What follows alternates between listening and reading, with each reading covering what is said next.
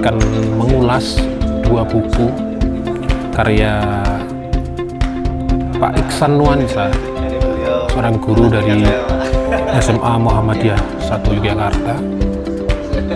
Dua buku ini adalah buku karya sastra,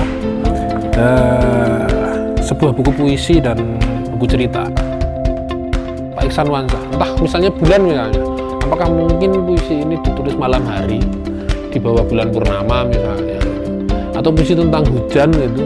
Dan memang seringkali ya ini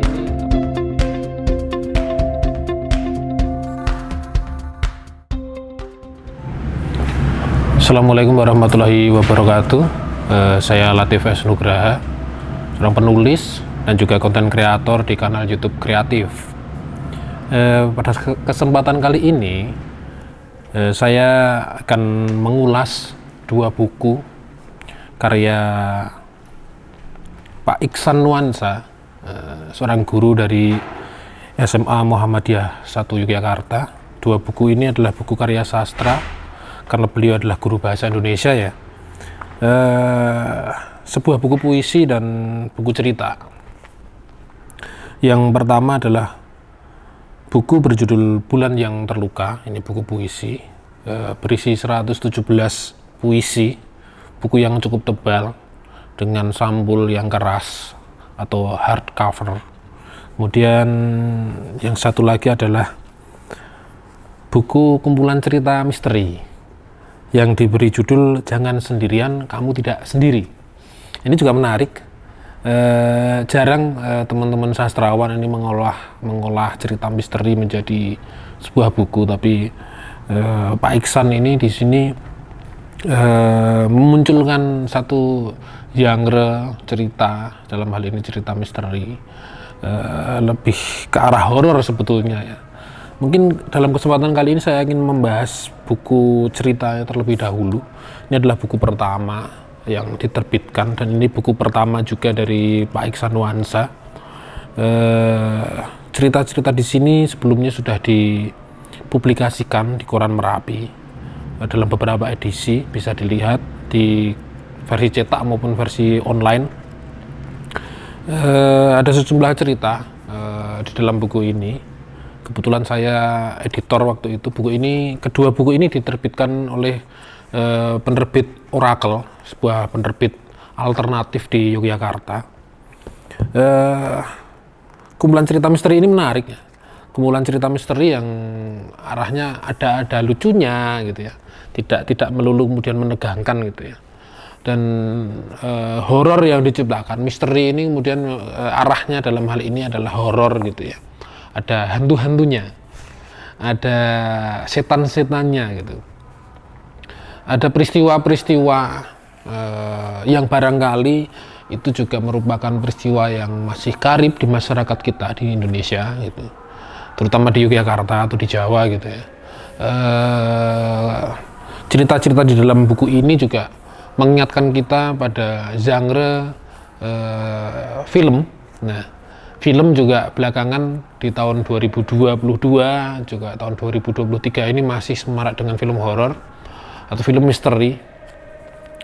Nah, di kesempatan kali ini Pak Iksan Nuansa menerbitkan cerita misteri atau cerita horor yang tentu saja hantu-hantu seperti yang sudah saya sampaikan tadi. Ada sejumlah cerita yang mungkin ini diambil dari kisah nyata yang dialami oleh Pak Iksan sendiri, atau kisah nyata peristiwa bertemunya seseorang dengan hantu dari kisah orang lain yang diceritakan kepada Pak Iksan dan beliau menuliskannya, atau murni sebuah khayalan, karangan, imajinasi. Nah, hal-hal semacam ini yang kemudian menjadi menarik.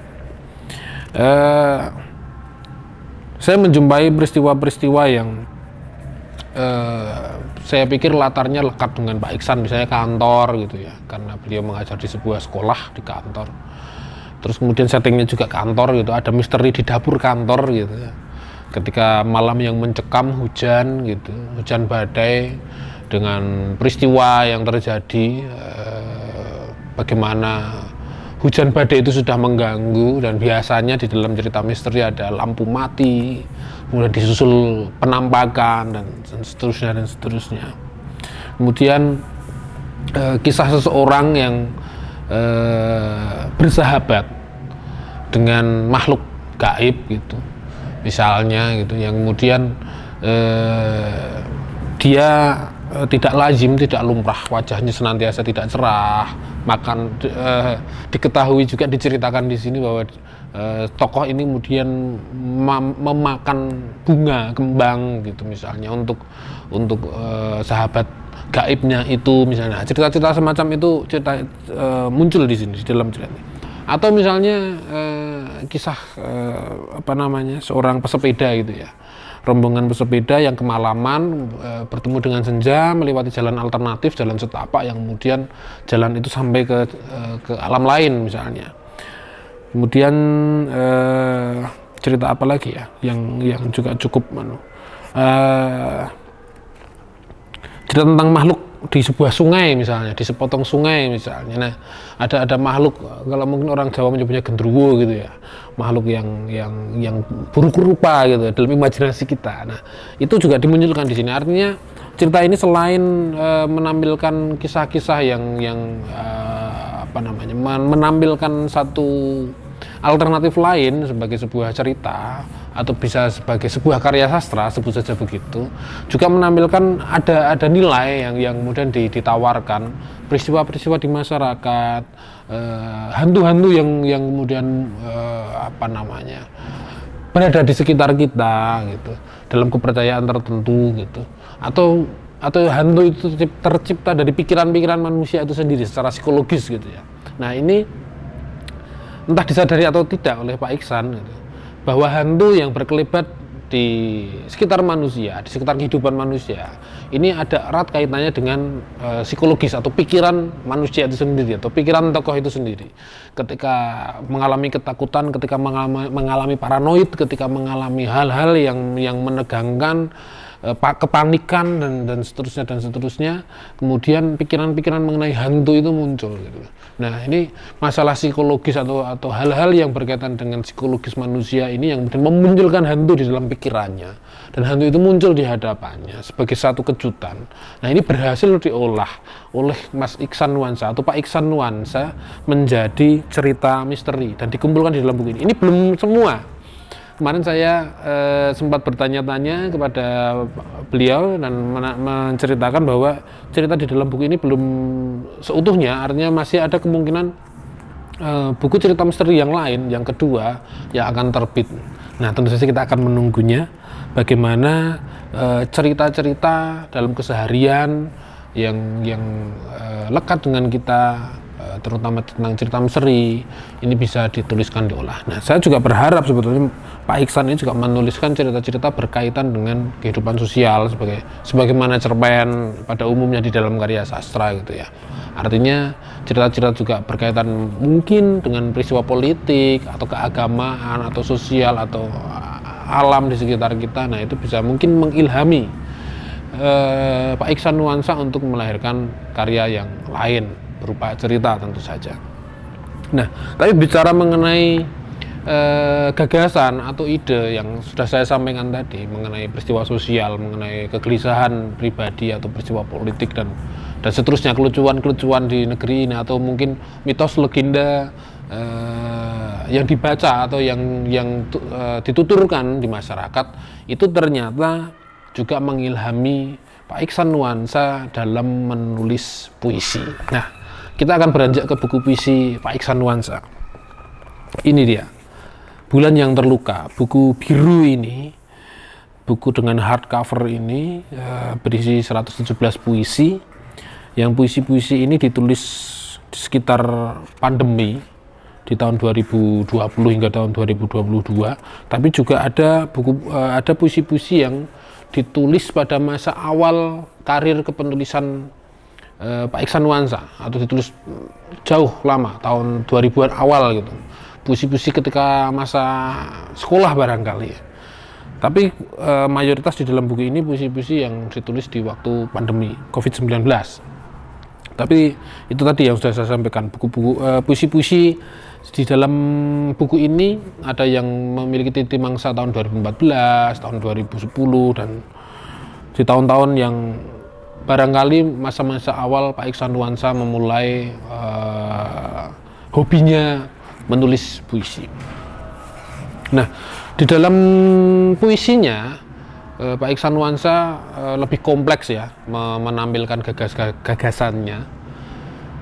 Pak Iksan lebih kompleks ya menampilkan gagasannya di dalam buku ini, sehingga puisi-puisi di sini menunjukkan atau lebih menunjukkan siapa Iksan Nuansa dibandingkan di dalam cerita misteri ini. Jadi di dalam puisi Pak Iksan lebih berhasil menunjukkan bagaimana beliau berpikir atau pikiran-pikiran beliau mengenai satu hal, mengenai satu soal, mengenai permenungannya menghadapi satu peristiwa misalnya. Nah, hal itu lebih tercermin muncul di dalam buku berjudul Bulan yang Terluka ini. Yang juga menarik adalah sisi religiusitas Pak Iksan Nuansa kental di sini ya. Puisi-puisi dengan nuansa puasa misalnya, ada satu puisi berjudul Menu Sahur, ini di awal-awal, kemudian Sepulang Jumatan misalnya, kemudian pengajian. Nah, secara eksplisit diksi-diksi atau kata-kata ungkapan-ungkapan yang sifatnya agamis gitu ya, ini dimunculkan. Dan puisi-puisi Pak Iksan juga sudah dipublikasikan di media cetak. Dalam hal ini Kedaulatan Rakyat gitu ya. Salah satu koran tertua di Indonesia, Kedaulatan Rakyat. Dan juga puisi-puisi di sini juga ada yang menjuarai sejumlah lomba misalnya. Artinya puisi-puisi yang dihimpun ini sudah mengalami seleksi ketat dari penyairnya. Dan kemudian memang menjadi penting sebagai sebuah dokumentasi. Puisi-puisi di sini menjadi penting sebagai sebuah dokumentasi. Hal-hal yang berkaitan dengan peristiwa sosial, kemudian permenungan tentang keagamaan, atau cerita rakyat. Nah, di buku ini di bagian akhir juga Pak Iksan Nuansa mencoba memuisikan cerita rakyat menjadi beberapa puisi ya, satu cerita rakyat menjadi beberapa puisi yang juga menarik di sini. Sebentar saya bongkar dulu. Nah, misalnya ini diambil dari cerita Putri Kemala, seorang bangsawan, dan ya cerita tentang yang sifatnya istana sentris tentu saja, cerita-cerita rakyat di masa lalu yang kemudian entah mengapa beliau tertarik untuk memuisikan ini. Nah, ini perlu didiskusikan lebih lanjut sebetulnya, mengapa cerita rakyat ini kemudian mengilhami dan kemudian menarik untuk dipuisikan gitu ya. Kemudian selain itu, respon-respon peristiwa sosial, ada musibah longsor, bagaimana sebuah berita mengisahkan satu fenomena sosial di masyarakat, tentang bencana alam misalnya, kemudian tentang peristiwa alam, peristiwa sosial gitu ya, bagaimana sebuah berita kemudian dibaca dan kemudian coba dihadirkan kembali di dalam puisi ini, di dalam buku ini. Kemudian juga entah kenapa, nah ini seperti judulnya ya, atau gambar di dalam sampul buku ini tentang bulan yang terluka. Pak Iksan Nuansa ini gemar membuat puisi dengan diksi bulan, dengan judul-judul yang berhubungan dengan bulan gitu ya. Misalnya Ibu dan Bulan, Tidak Ada Bulan, kemudian Bulan yang Dipanggil, kemudian ada Lipatan Malam misalnya, Hujan yang Pucat. Jadi peristiwa-peristiwa alam yang ada di sekitar atau benda-benda alam yang ada di sekitar itu mengilhami Pak Iksan Nuansa. Entah misalnya bulan misalnya, apakah mungkin puisi ini ditulis malam hari di bawah bulan purnama misalnya gitu, atau puisi tentang hujan gitu.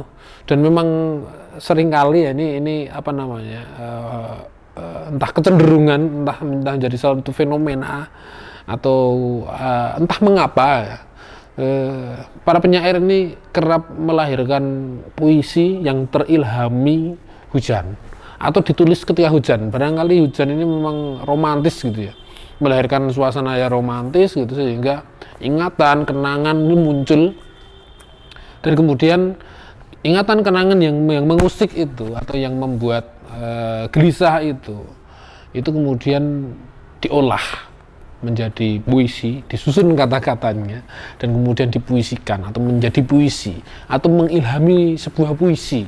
Jadi selain puisi tentang hujan, suasana hujan ini kemudian menjadi, memang entah mengapa menjadi penting bagi seorang penyair. Ya, selain itu tentu saja sebagai seorang guru, apalagi guru di SMA Muhammadiyah 1 Yogyakarta, sebagai seorang pendidik gitu, Pak Iksan juga kemudian menampilkan keguruannya atau hal-hal yang berkaitan dengan pendidikan itu melalui puisi. Ini penting ya, sebagai seorang guru kemudian membuat puisi tentang pendidikan, bagaimana kegelisahannya melihat siswa misalnya, melihat peserta didik misalnya, bagaimana kemudian mengkritisi dalam tanda kutip materi pembelajaran yang diberikan misalnya.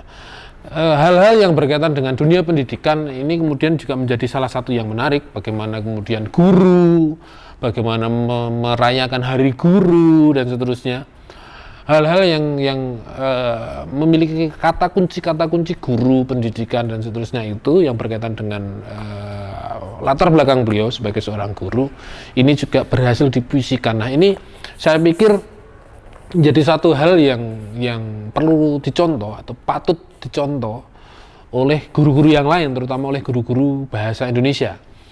Mengapa? Karena ya tentu saja menjadi satu hal yang nilai plus ya, tentu saja sebagai seorang guru bahasa Indonesia yang kemudian di dalam pelajaran bahasa Indonesia itu ada pengajaran bahasa dan sastra, ada sastra di sana, ada puisi, ada cerita, ada naskah drama, juga novel gitu, yang kemudian guru juga menjadi praktisi dalam hal tersebut. Nah, namun demikian ketika seorang guru juga menulis ini juga perlu kehati-hatian, dalam artian apabila puisi itu menjadi contoh atau dicontoh oleh siswanya, maka dalam hal ini tanggung jawabnya menjadi besar, menjadi dua. Guru sebagai pendidik dan kemudian sebagai sastrawan dia menjadi figur.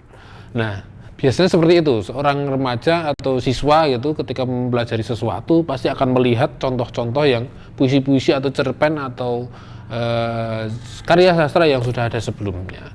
Nah, pertanyaannya sekarang adalah ketika seorang guru yang juga menulis, nah ini kemudian bebannya adalah materi yang disampaikan atau puisi yang disampaikan atau cerita yang disampaikan ini juga tentu saja perlu dipertimbangkan tema-temanya, bahasanya, mengenai apa puisi itu, cerita itu gitu. Artinya ada nilai-nilai tertentu, nilai moral barangkali atau hal-hal yang berkaitan dengan dunia pendidikan yang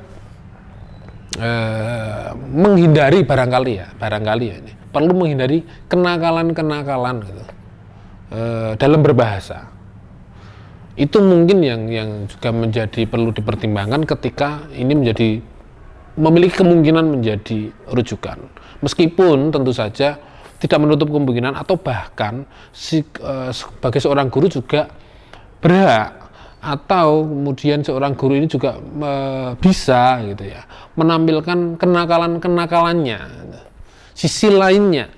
Sebagai seorang guru dan sebagai seorang penyair ini kemudian menjadi dua hal yang berbeda, tapi juga memiliki kesamaan, bahwa sebagai seorang guru dia menjadi panutan, kata-katanya harus menjadi teladan, dicontoh gitu, diikuti gitu. Begitu pula ketika menjadi seorang penyair, menjadi seorang sastrawan, menjadi seorang penulis, teks kata-kata yang ada di dalam karyanya juga menjadi rujukan atau dibaca. Nah, hal ini yang juga saya pikir